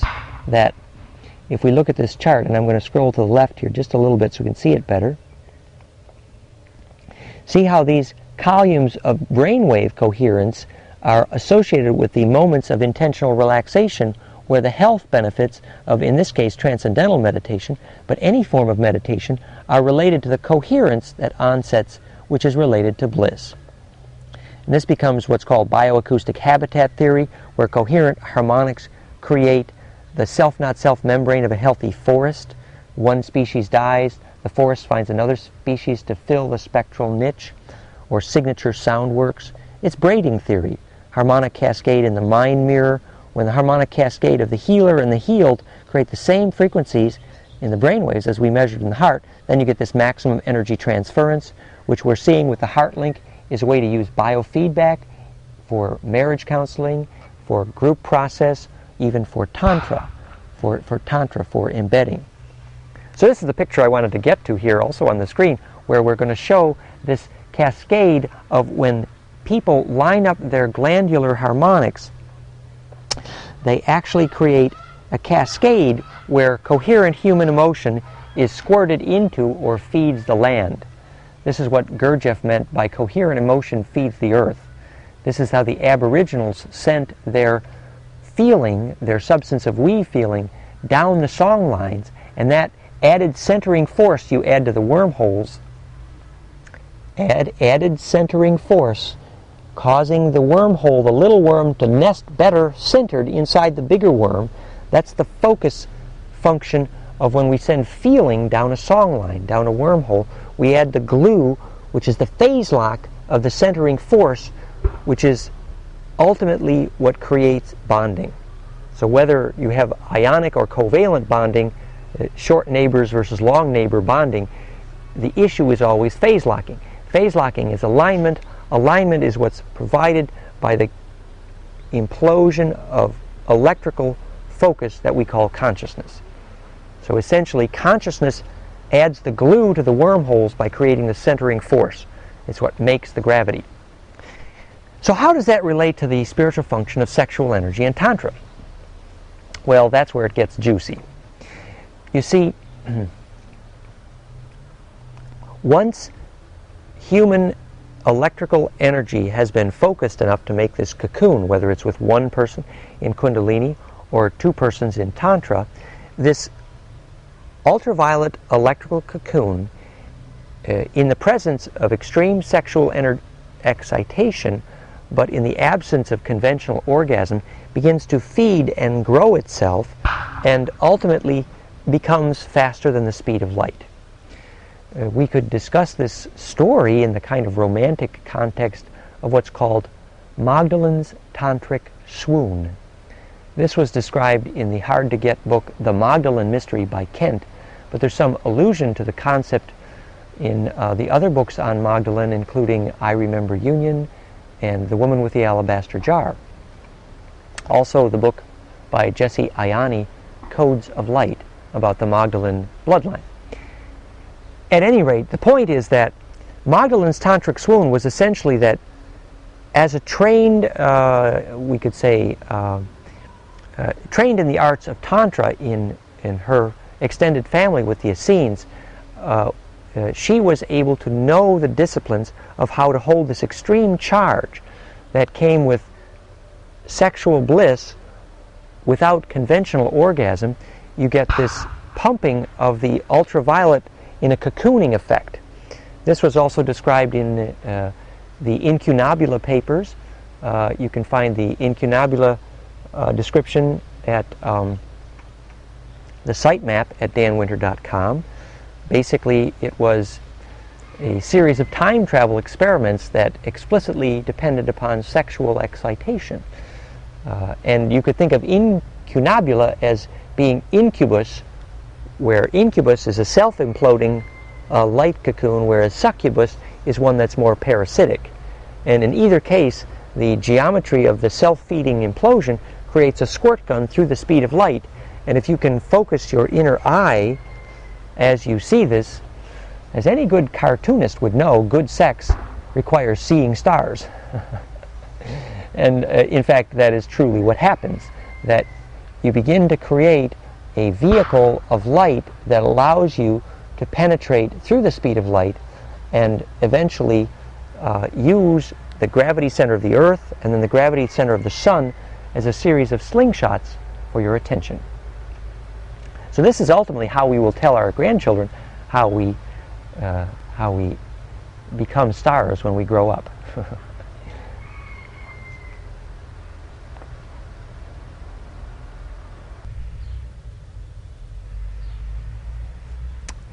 And as we get deeper, as we get ourselves more immersed in the discussion about Tantra and bliss energy, we'll discuss this relationship of the male to the female in terms of the difference in the processing of the juices.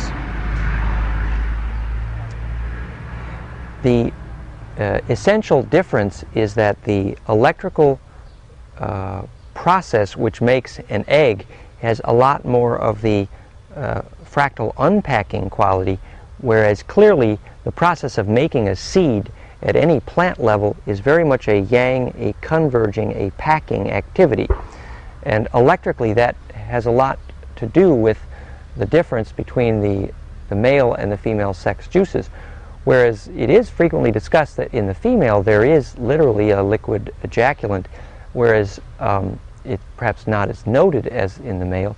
But the fact is that even in the classical instructions of how you do this Merkaba, this tetrahedral fire breath meditation in sacred geometry, even from Jerusalem, as well as the Flower of Life, that the perfect way to approach this Merkaba meditation was to visualize the spin path into your mother's egg as a sequence of turns of the key turning points emotionally between now and when you were in your mother's egg, because that will steer you back in the spin path to the center of the tornado, because your mother's egg was present in her mother, which was fully formed in her mother, etc. So that it's so fractal that it would lead you back to the dimpling of the Big Bang, and it would give you a common point of reference with all others who were trying then at that same moment to access their center of ground, center of mothering, center of egg-ness, center of perfect fractality. So that would be a little bit of a clue to how you get a common point of reference based on how fractal is the egg, whereas the seed, for example, is an experiment in departing from embedding.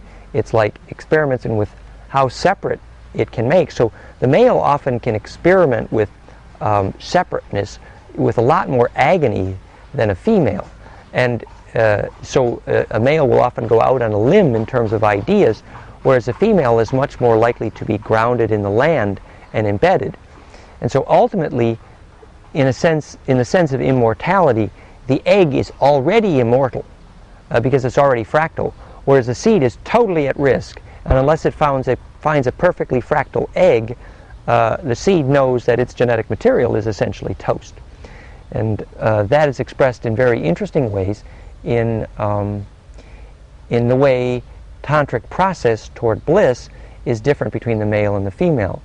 That I have known women, for example, who can feel very electrically orgasmic just sitting on the earth and feeling their glands touching the earth. Or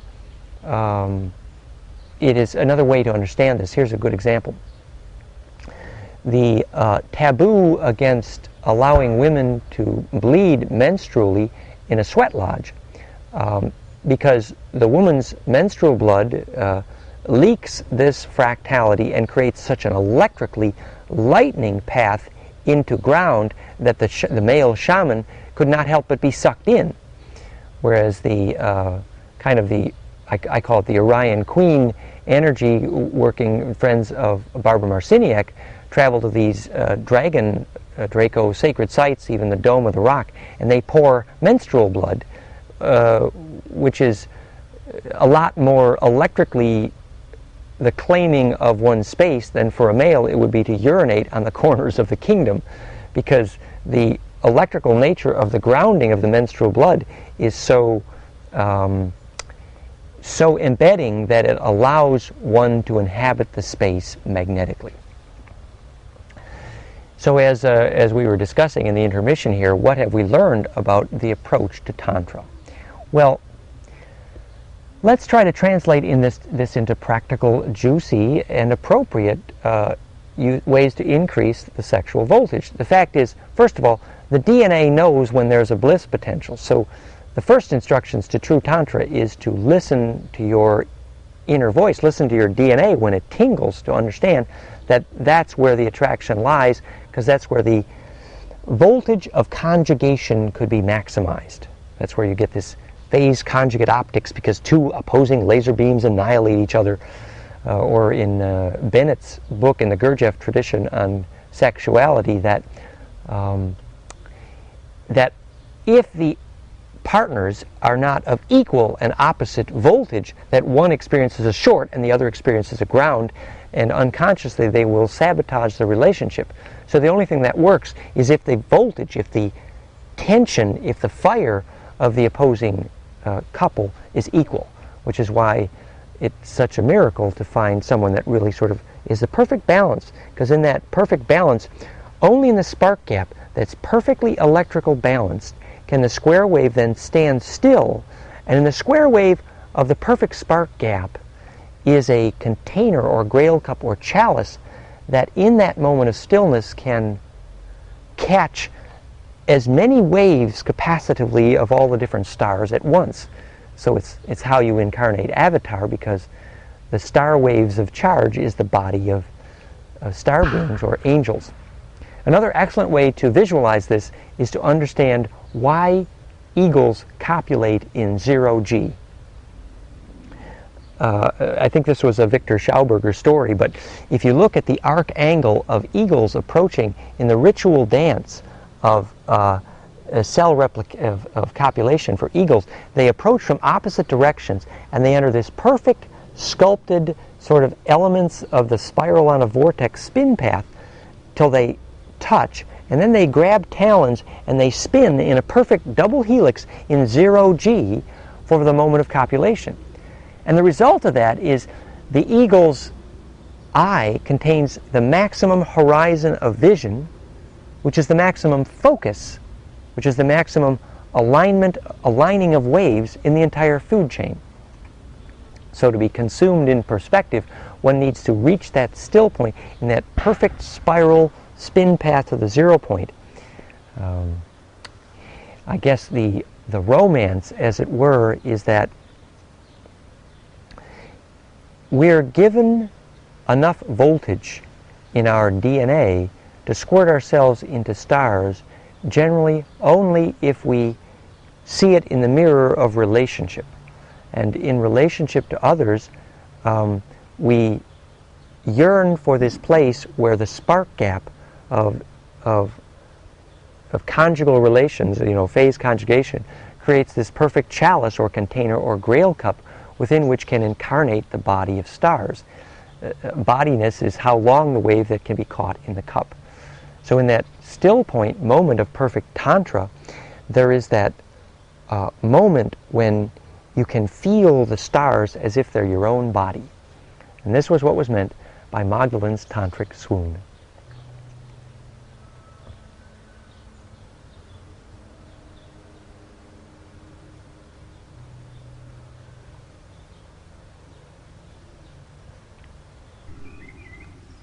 So in this spin path of the way in which charge inhabits the body, we want to finish with a little description about how to apply this in hygiene and lifestyle in general.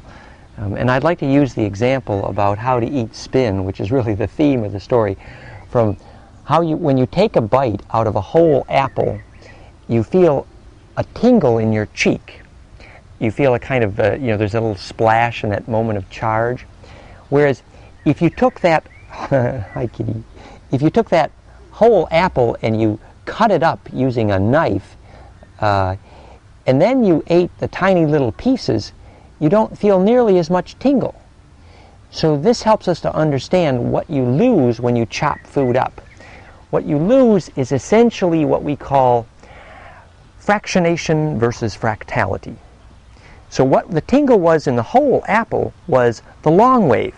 Electrically, it was because the apple had consumed the charge of the earth it grew in, and the charge was a wave within a wave within a wave within a wave.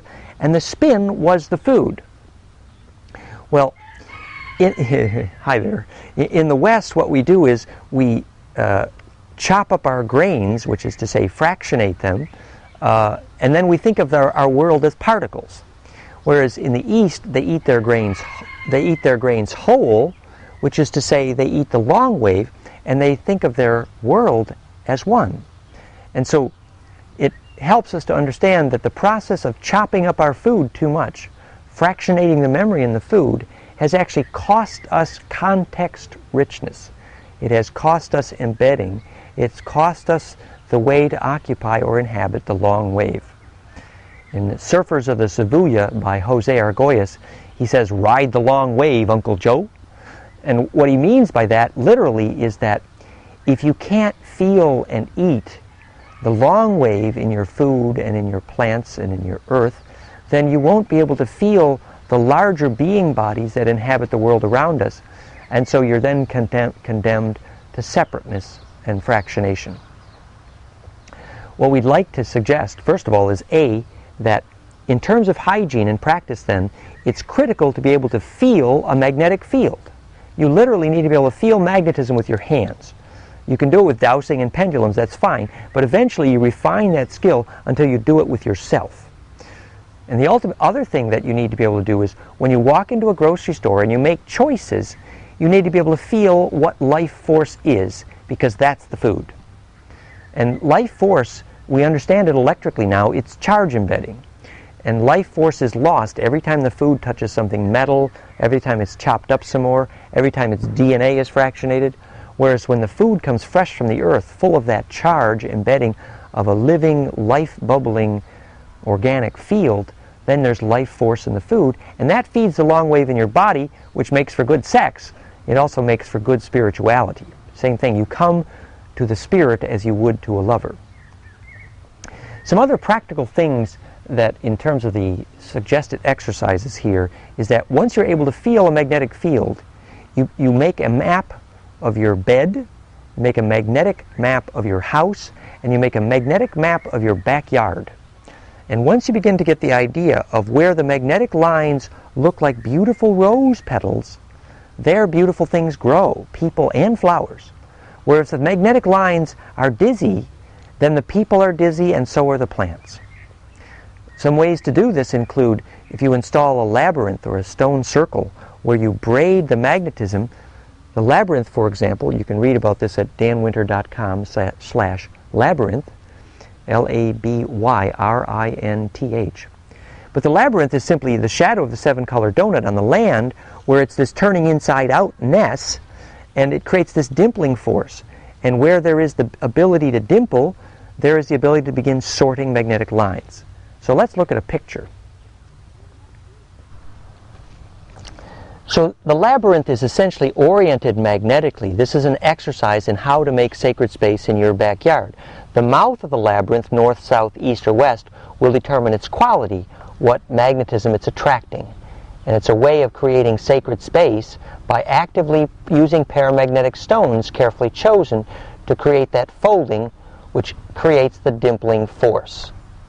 And if we look, really what's happening there is the labyrinth is a two-dimensional or planar flatland projection of the seven spins on the surface of the seven-colored donut Mobius. So it's really a magnetic donut learning how to create that dimpling relationship of the penis to the vagina in that sense. And if we zoom down here, we see that the one-dimensional turning inside out, which is right at the beginning there, the Greek key. Do you see the Greek key there? If you revolve the Greek key, you have in 2 dimensions the planar labyrinth, which is simply the sequence of turns you'd make to turn inside out on flatland. So when you reach the center of the labyrinth, even if you're riding a horse on a horse labyrinth, you create a common center of gravity, turn inside out point, by which man and horse become one. And in the same process, man and the earth can become one by entering the dimpling point. So that's another example of creating sacred space on your land, whether it's a stone circle, whether it's using paramagnetic stones or dolmens. It's to get the idea that structures in the earth, like limestone, unlike sandstone, sandstone will fractionate the magnetism, but paramagnetic structures like limestone will be a lens for magnetic field. So you make pretty pictures out of the magnetism on your land, and then you inhabit that field. It's a kind of a case of prepare the field and she will come.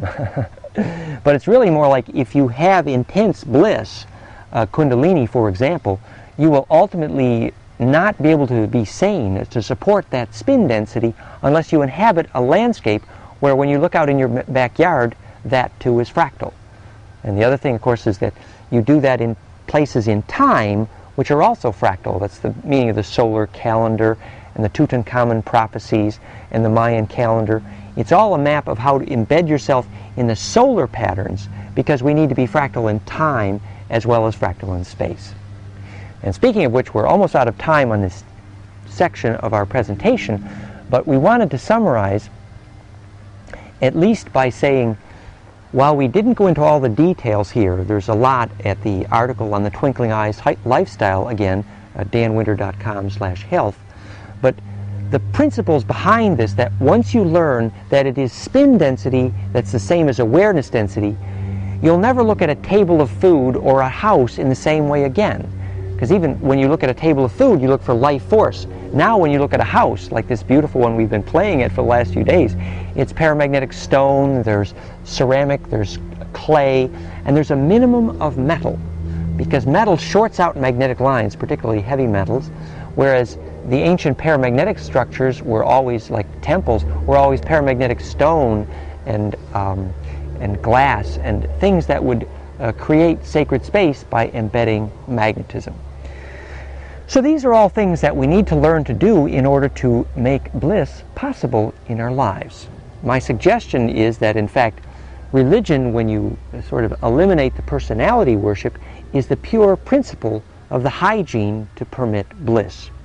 And I further believe strongly, as we said throughout here, that we could reprioritize even political governments on our planet to recognize that if the only way genetic material survives is to embed itself ultimately into stars, and bliss, the way that charge density gets DNA up to speed, is the way genetic memory survives, then truly, from an absolutely logical perspective, bliss is the function of DNA, and therefore should be the function of governments.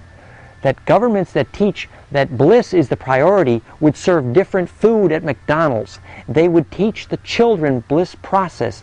They would show that land building and house building and where you place a highway would always check to see if the sacred magnetism through the land was going to survive, because the magnetic field and the bliss field are one. So we hope that this has been fun for you, and would like to suggest that this is only the beginning, that once you take this pure principle of fractality and embedding and charge density and inhabiting spin to heart, that you learn that you could actively make choices to make more bliss possible in your daily life. And it starts with relaxing, because when you relax, you embed in a longer wave. So let's relax together now as we say goodbye and enter the spin together. Have a great day. Thanks for joining us. Bye.